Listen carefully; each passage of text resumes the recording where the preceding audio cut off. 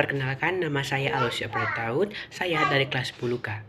Saya akan menjelaskan tentang seisme. Seisme adalah getaran yang terjadi di permukaan bumi. Penyebab seisme terjadi biasanya disebabkan oleh pergerakan lempeng bumi atau gerak bumi.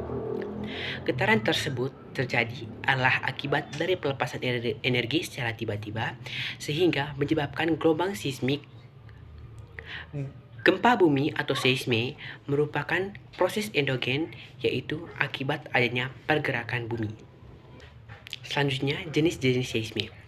Pertama, berdasarkan penyebabnya. Yang pertama, gempa bumi runtuhan. Gempa yang terjadi akibat runtuhnya batu-batu raksasa di sisi gunung atau akibat runtuhnya gua-gua besar di sisi gunung. Yang kedua, gempa bumi vulkanik. Gempa yang terjadi akibat aktivitas gunung api. Dalam banyak peristiwa, gempa bumi ini mendahului erupsi gunung berapi, tetapi lebih sering terjadi secara bersamaan. Getaran gempa bumi vulkanik lebih terasa dibandingkan getaran gempa bumi runtuhan. Getarannya terasa di daerah yang lebih luas. Gempa bumi tektonik.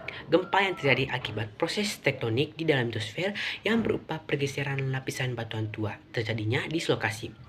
Gempa bumi ini memiliki kekuatan yang sangat besar dan meliputi daerah yang sangat luas. Berdasarkan bentuk epicentrum. Gempa linear. Gempa yang epicentrumnya berbentuk garis. Gempa tektonik merupakan gempa linear. Salah satu akibat tektonisme adalah retakan. Gempa sentral.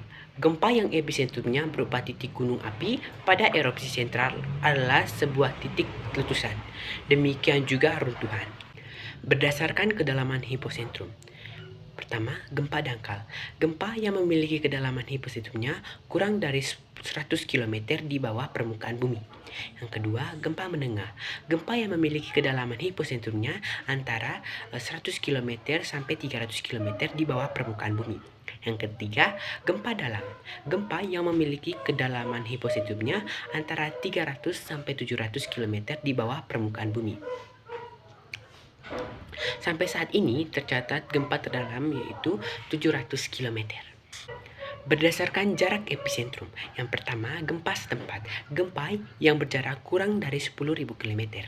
Yang kedua, gempa jauh. Gempa yang berjarak 10.000 km.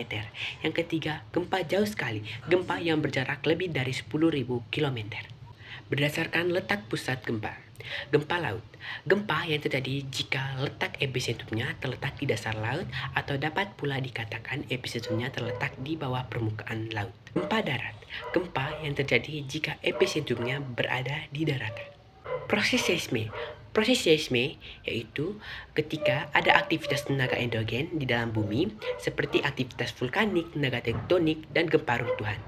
Maka bebatuan di dalam bumi akan pecah dan terangkat yang menimbulkan getaran dan menyebabkan gempa bumi di permukaan.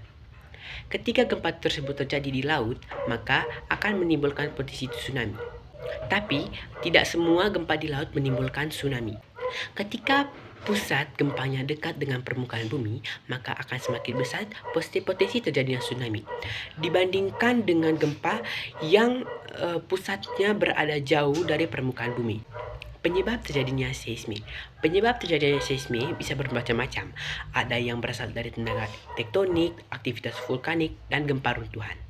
Yang pertama, aktivitas tenaga tektonik. Seisme akan terjadi akibat adanya tenaga tektonik di dalam litosfer berupa pergeseran lapisan batuan. Gempa bumi yang dihasilkan dari tenaga ini sangat besar dan meliputi daerah yang luas. Salah satu contohnya yang terjadi pada tsunami Samudra Hindia dan gempa bumi tektonik di Chili pada tahun 1960. Kedua, aktivitas vulkanik. Penyebab yang kedua oleh aktivitas vulkanik atau gunung berapi. Jadi, sebelum erupsi atau saat bersamaan dengan erupsi akan terjadi gempa. Getaran akibat aktivitas ini juga dirasakan oleh daerah yang cukup luas. Contohnya yang terjadi pada gempa vulkanik Pinatuba di Filipina pada tahun 1991. Selanjutnya, dampak positif dan dampak negatif seisme. Yang pertama, dampak positif. Gempa tektonik dapat digunakan untuk mengetahui jenis mineral yang ada di dalam bumi.